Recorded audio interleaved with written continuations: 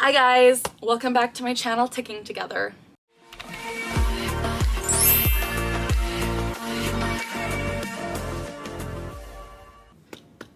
As always, the goal of this channel is to provide education about and to raise awareness as to what it's like living with Tourette syndrome. In today's video, we have another part of our mini-series. And when I say our, it is me and my fiance, Will.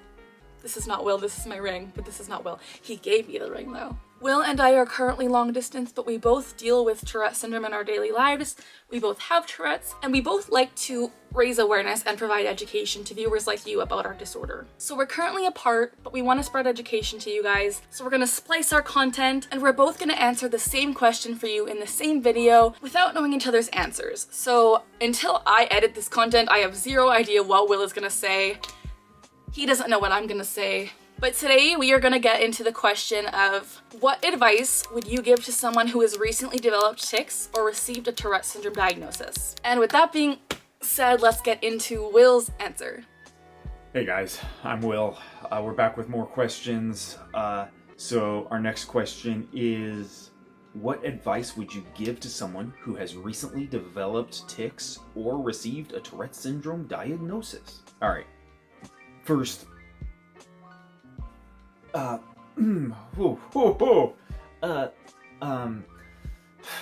is terrible.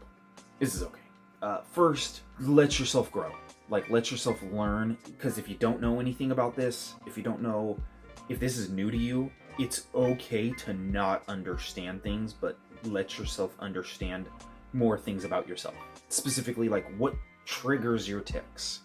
What are your prominent tics that you can't, you know, if you need to make an allowance for yourself. Example, I throw a lot of punches. I kind of stay, like I tell my friends, maybe stay away from me. Like, you know, beyond arm's reach so I don't hurt you. Because I'm not meaning to, but we don't want accidents. Give yourself allowances. Because, like, yeah, there's suppression. That doesn't work all the time. You'll find that out. It doesn't. It's not a thing you can sustain. Let yourself learn about yourself. Cool. On the other side of that, communicate openly with people. I have not always had the greatest experience as far as, like, jobs, but I've also had some really great experiences just being open and honest, saying, hey, this is who I am, this is a part of me, I can't control this, if at all, and this is what you get. And I've, like I said, I've found some people who reject you, but more often than not, people are appreciative and they want to help you out. Be open and honest, be willing to communicate, let yourself grow, make allowances for yourself. And that can be like that can be anything. If you know you have punching tics like I do, I have like padded gloves.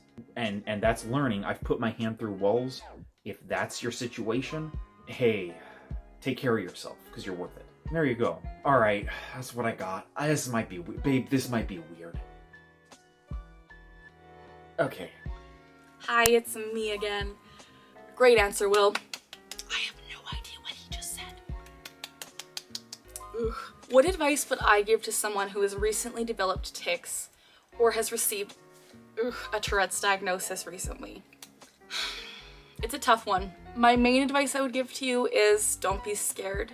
Like, it's okay to be worried and kind of fearful at first, but just know that what you have, like your disorder, is known about. It's not something completely, oh my gosh, I'm the only one.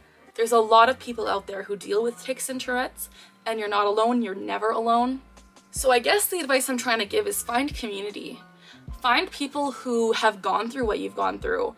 Find people who have Tourette's and are older than you, or your age, whatever the case may be. Find people who have tics like you and talk to them. Reach out.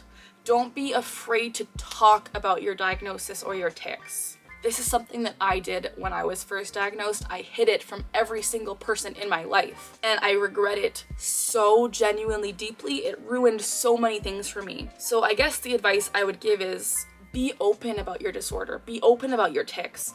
Don't hide them in fear of being bullied or being harassed, because at the end of the day, being true to yourself is more important than what other people think of you. I mean, yeah, it does suck to be bullied and have people be mean to you, but at the end of the day, being true to yourself is gonna get you so much further than if you're hiding and being this shell of a human, is what I was, because I didn't tell people about my Tourette's. So don't be afraid to talk about it. And again, find people who have gone through what you've gone through, because I promise you there are so many people out there who deal with tics. There are so many people. And reach out to me if you want. Like, reach out to Will, reach out to whoever.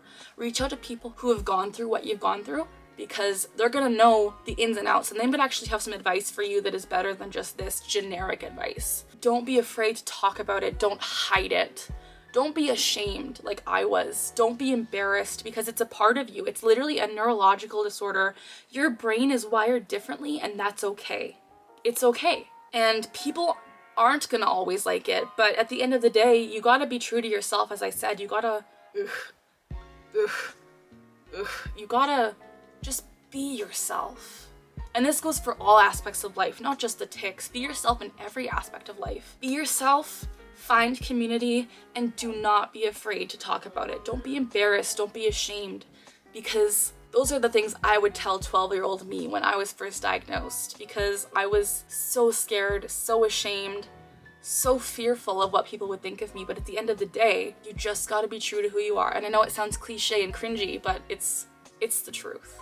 I know my advice was kind of cringy, but I hope you listen to it, like genuinely take this advice and grow from it and learn from it. Because as someone who has had Tourette syndrome her whole life, but was diagnosed over 12 years ago now, you know, you just have to really understand that it's not a death sentence. It's not the end of the world.